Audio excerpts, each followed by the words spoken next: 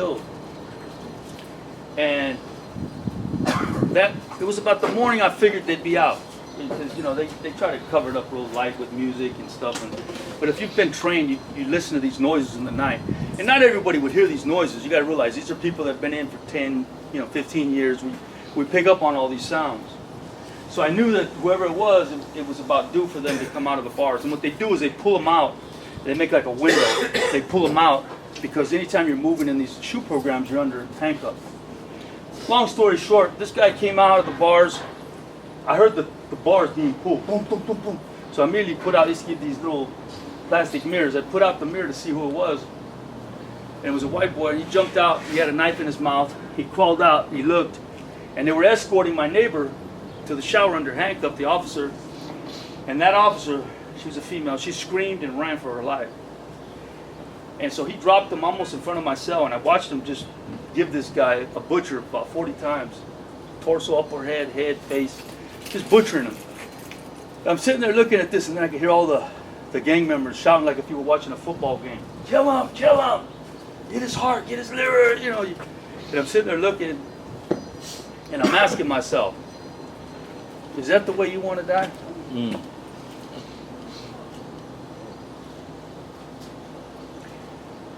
Because your day is going to come. And they don't even let you fight like a man. They're going to hog tie you just like that. And that's the way they're going to do you. And I know it was God at that. I didn't know then, but that was God already showing me, giving me wisdom. Basically, He was telling me, you want to die like a fool? And I didn't know what to call it back then, but I do now in hindsight, looking back. The Holy Spirit was penetrating my mind, self-talk, letting me see reality, and speaking, and broke through reasoning and said, you too will die like this. Is this the way you want to end it? Is this the cause you want to go with? And I said, no. I spoke that to myself. No, I'm better than that. And I went back to my roots, very shallow roots, but the Bible was introduced to me at 12 years old. And that's a long story in itself, but I never got discipled. I just got a taste of Christianity. Never got into it deep, but I knew it was enough to penetrate my heart, and I knew that was reality. I knew that was real. I just shoved it away on some back shelf in some closet in my heart so far back that I was telling myself and just to myself all these years, I got to live and I got to survive and I got to swim and I got to do what I got to do to stay alive. But that day told me that we really don't have as much power as we think over our existence. I came to realize that day that if I was going to die, it had to be for a cause that I truly, truly believed in, and I was willing to go to the dirt, no matter what obstacles, no matter what anybody put in for me. It had to be for a cause that I was willing to truly die for, and this wasn't it. So I made a transition, you guys, and I began to work on me. And I'm going to tell you something. When you start working on you, and you're all jacked up, and you got addictions, my addiction was not heroin, my addiction was violence. I was addicted to violence. I was addicted to pride. That's why I don't have no tattoos on my body, nothing. Because I like to be that guy to come up to you. You think I'm a square, you think I'm everything else, and they sent me to tear a hole right in you. I was the kind of guy like come up to you and make you feel like, you know, I just got here too. You guys follow me? Jesus. Thank you, Lord. But when I try to change that jacket, that violence, that clothing, and just try to take it off and send it aside, so I'm done with it, I'm a Christian now, it didn't want to leave me, man. I had created a monster. And you call that monster heroin, you could call that monster methamphetamine, you could call that monster violence, you could call that monster pornography, you could call that monster whatever you are dealing with. Because we all got different monsters. See, we got an enemy. And he works on us since we were this high. So he's going to give us different monsters. But I'm going to tell you something. When I tried to change, it was It was a long journey, and I had no insight, no discipleship, Christian teaching to show me what change looked like and what form it was going to come in and how long it would take. This is in the Bible, my people perish for a lack of information, a lack of guidance. Why? Because if you try to reason out what should change you and when it should happen and how it should happen by a few passages that you've read in that Bible, you're going to fool yourself, and you're going to call yourself a hypocrite. You're going to call yourself all kinds of names, and you're going to walk away and put the Bible down. You're going to tell yourself you're doing God and the world a favor because you ain't living up to the standard that you yourself have set upon yourself. And let me tell you something.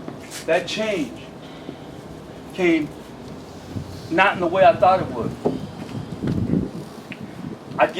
I worked my way out of the shoe, of course, because I changed, became a Christian, and good enough behavior to be able to work my way right into a kitchen and started going in the chapel and loving God. But then, we're in predator land in there. So I had them cellies that would push it to the limit. And I'd find myself in an altercation. But one thing, I'm going to tell you how God works, man. He works with us all on an individual basis in an intimate way.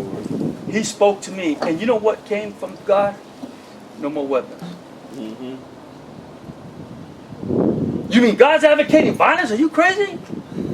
I'm telling you, my daddy told me, I know you got issues and I know they run deep, son. But weapons kill people. And we got to start somewhere. So no more weapons. And you know what? No weapons. I feared that. And I believed God was, I didn't understand it. I just knew God was giving me a leash and said, don't go that far. I'll work with you.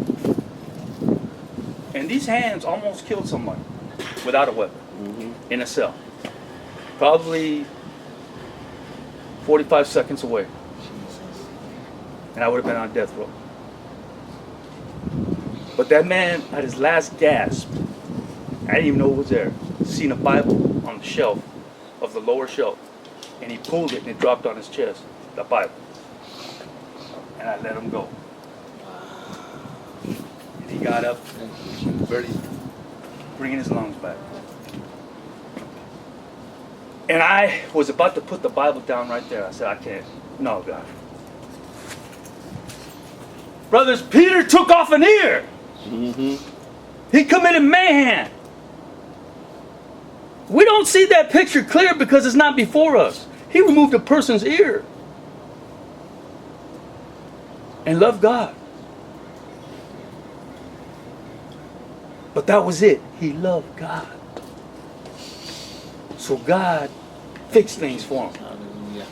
Amen? And his was so everybody could see it. The ear went back on, and Roman soldiers are designed to take everybody out at that point when there's blood drawn on a Roman soldier. But God took the normal course of things and put everybody's heart on freeze, and you won't do it this way. God does have the last say whenever he wants it.